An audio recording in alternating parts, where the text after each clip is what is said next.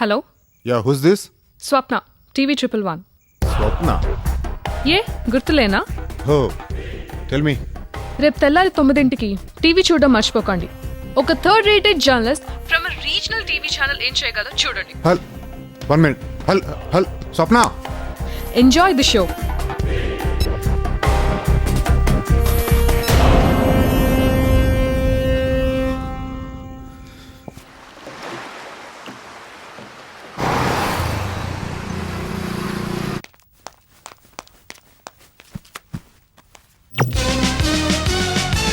TV 111 success stories కార్యక్రమానికి స్వాగతం. మన దేశం గర్వించదగ్గ ప్రముఖ పారిశ్రామికవేత్త, సమాజాన్ని ప్రేమించే ప్రేమశీలి, ఎందరికో ఆదర్శప్రాయుడైన రోల్ మోడల్, రియల్ రేస్ అధినేత శ్రీ అజయ్ ధీరజ్ గారితో ఒక పలకరింపు. టీవీ 111 ప్రేక్షకులందరికీ నా నమస్కారం.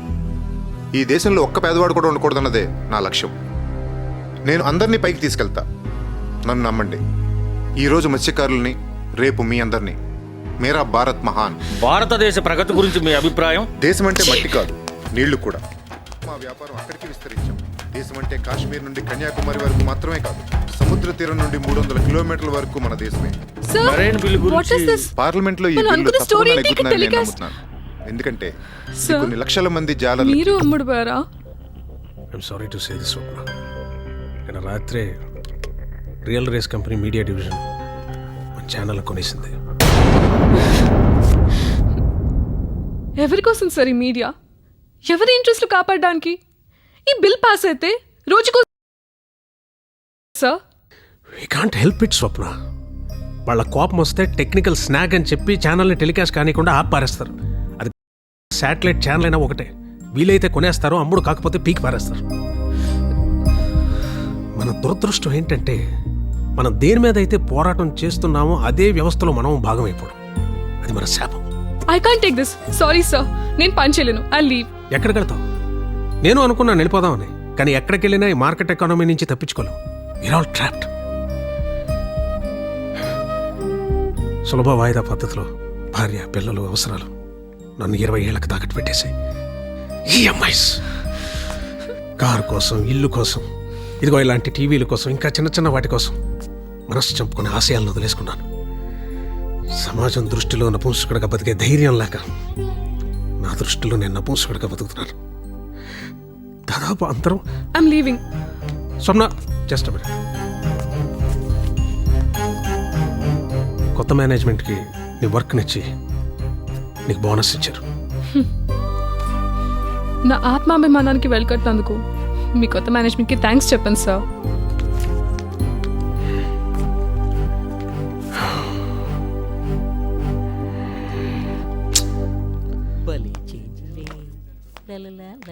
భలే ఛాన్సులే, లక్కీ ఛాన్సులే. హాయ్ స్వప్న, నీకు టీఆర్పీ పెంచడం ఎలాగో తెలీదు, పర్సనల్ ఇన్కమ్ పెంచుకోవటం అన్నా తెలుసుకో. ఇదిగో నీకోసం తెచ్చాను మన real race public issue application. ఓ 1000 షేర్లు తీసుకో, లైఫ్ సెటిల్ అయిపోతుంది. ఎవరి లైఫ్ సార్?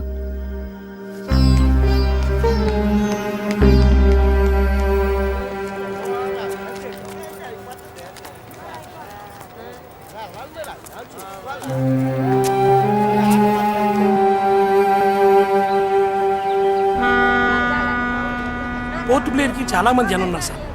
సార్ నెలకు షిప్ కాకుండా కనీసం వారానికి ఒకటి వేస్తే బాగుంటుంది సార్. మన ఐపీఐ ఇష్యూ వచ్చింది కదా, దాని బిడ్డింగ్ తాలూకు తీయండి. అది ఇది ప్రైస్ బిడ్. అర్థమైంది కదా? ఏమైనా కన్ఫ్యూజన్ ఉంటే నాకు కాల్ చేయి. No messing up, okay? Application please. Real race marine limited. మంచి కంపెనీయేనా అండి? అప్లై చేయొచ్చా? అప్లై చేయండి, బాగానే ఉంది. నేను కూడా కడుతున్నాను. వెళ్దామా? పదండి. షేర్ మార్కెట్లో ఎద్దులు, ఎలుగుబంట్లు ఉంటాయి. ఒకటి రేట్లు పెంచుతూ ఉంటాయి, ఇంకొకటి కిందకి దించుతూ ఉంటాయి. గొర్రెలు కూడా ఉంటాయి, అవి షేర్లు కొంటాయి. ఎద్దులు, ఎలుగుబంట్లు ముంబైలో ఉంటాయి, గొర్రెలు క్యూలో ఉంటాయి. ఎలా ఉంది? ఏడ్చినట్టుంది.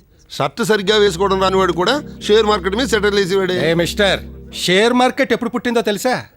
1929 గ్రేట్ డిప్రెషన్ గురించి తెలుసా? రిసెషన్ తెలుసా? బిఎస్సి తెలుసా? వాల్ స్ట్రీట్ దలాల్ స్ట్రీట్ అడ్రస్లు తెలుసా? బుర్ర అడ్డంగా ఊపడం కాదు, బుర్ర పెట్టి ఆలోచించు.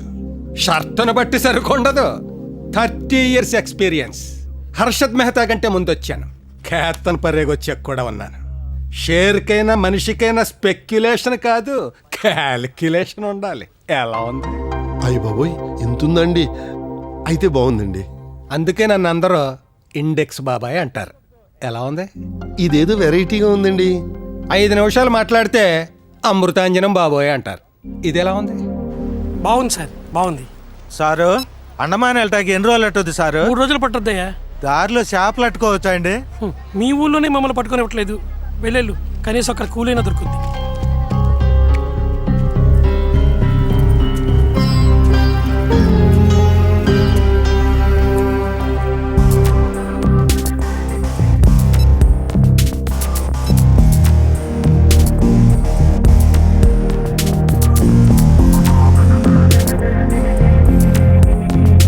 గురువుగారు, నా కష్టాలు తీరడానికి షేర్ మార్కెట్లోకి వద్దాం అనుకుంటున్నాను. రమ్మంటారా? ఇది ప్రజాస్వామ్యం. ఎవరైనా ఎక్కడికైనా రావచ్చు. చిరంజీవి రాజకీయాల్లోకి రావచ్చు, జగన్ ఓదార్పు యాత్రకి రావచ్చు. నా ఇంటికి వస్తానంటే రావద్దంటాను. షేర్ మార్కెట్కి రావద్దని నేను ఎందుకంటాను? ఎలా ఉంది? డబ్బు పెట్టుబడి పెడితే ఏం ఇబ్బంది ఉండదు కదా? రోడ్డు పక్కన పేకాటో కోడి పందాలో 50 రూపాయలే పెట్టి ఆడినా పోలీసులు కొళ్ళబొడిచి బొక్కలో తోసి 200 తీసుకుంటారు. అదే రేసుల్లో 50,000, షేరుల్లో 50 లక్షలో పెట్టినా ఎవడో ఏం పేకలేడు, నీ డబ్బులు తప్ప. అలా ఉందిలా. ఎలా ఉంది? అలా ఉంది ఏమిటండి? అవును, మన పెట్టుబడికి ఏం ఇబ్బంది ఉండదు కదా? ధర్మరాజు అంతటోడే జోదంలో ఓడి అడవులకు పోయాడు. నువ్వు లెక్క తొక్క. తొక్కొద్దండి, ఫండ్ అయితేనే బెటరు. మ్యూచువల్ ఫండ్లో పెడితే ఓ పని చేయి, ఓ 25,000 ఎట్టి టపాకాయలు కొనుక్కొని కూలోని ఎట్టి కాల్పించి. ఎలా ఉంది? కాలిందండి. మరి కాలదేటి? ఇదెక్కడ లెక్కండి బాబు, ఎందుకు నాకు ఈ బొక్క? మరి అదే, మన డబ్బులు తగలెట్టడానికి ఆడేవాడు. మన టపాకాయలు మనమే కాల్చుకోవాలి, మన డబ్బులు మనమే తగలెట్టుకోవాలి. పుండు చుట్టూ గోకున్నట్టు దురద తీరుద్ది, దోలు తీరితే మంట ఎట్టుద్ది. ఎలా ఉంది? చాలా అద్భుతమైన స్పందన వచ్చింది. మా కంపెనీని ఇంత అద్భుతంగా ఆదరిస్తున్న మా షేర్ హోల్డర్స్ అందరికీ కూడా నా ధన్యవాదాలు.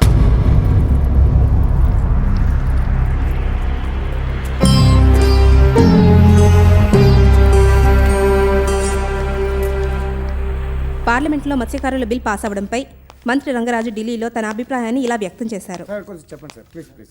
ఇలాంటి యువ పారిశ్రామికవేత్తల వలనే మన దేశం అమెరికా, చైనా, జపాన్లను మించి అభివృద్ధి చెందగలదని ఆశిస్తున్నాను.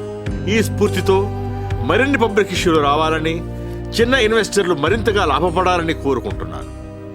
అయితే దీంట్లో పెట్టేయమంటారా? ఒక కండిషన్, ఇంట్లో ఏసీ ఉన్నా పర్వాలేదు కానీ ఫ్యాన్ ఉండకూడదు. ఎందుకు అలాగా? నా 30 ఏళ్ల సర్వీసులో 40 లక్షలు అప్పు చేసి షేరుల్లో పెట్టాను. జాక్పాట్ కొట్టేద్దామని రియల్ రేస్ పవర్ షేర్లు 500 ప్రీమియం కొన్నా. అబ్బా, ఇప్పుడు నువ్వు కొనబోతున్నట్టు. అప్పుడు కొన్నది ఇప్పుడు ఎలా ఉందండి? నా బొందలో ఉంది. అది మార్కెట్లోకి రాగానే 100 అయింది, నా బతుకు బంద్ అయ్యింది. అయ్యో పాపం. పిచ్చోడా, దీనికే అంటే ఎలాగా? ఇంకా ఉంది. అప్పులోళ్ళు ఇంటి మీదకి వచ్చి సిత కొట్టేసి తట్టా పొట్టా బయటికి ఇసిరేశారు. ఇదిగో ఎలా ఉంది? అరే, ఇంకా ఉంది. ఆ అవమానం తట్టుకోలేక మా ఆవిడ ఫ్యాన్ కురేసుకుని చచ్చిపోయింది. ఇది ఎలా ఉంది? చాలా ఘోరంగా ఉందండి.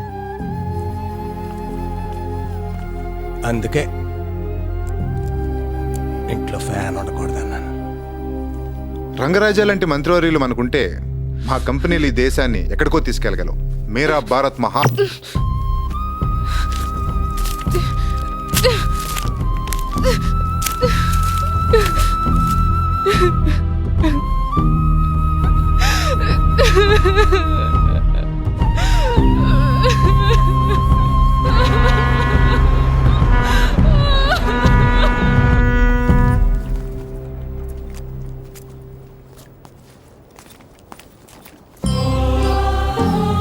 మూడు టికెట్లు ఇచ్చారు, మిగతా ఇద్దరేది?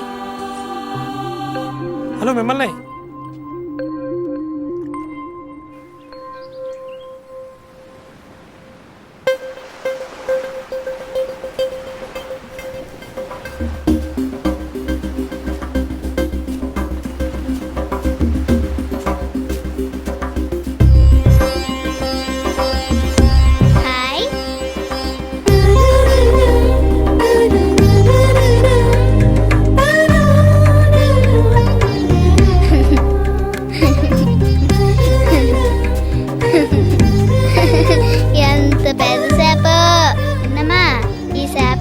మన ఇద్దరిదేనా?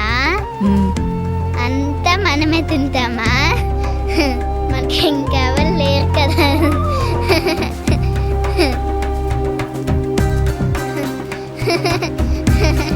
హాయ్, చేప వచ్చింది.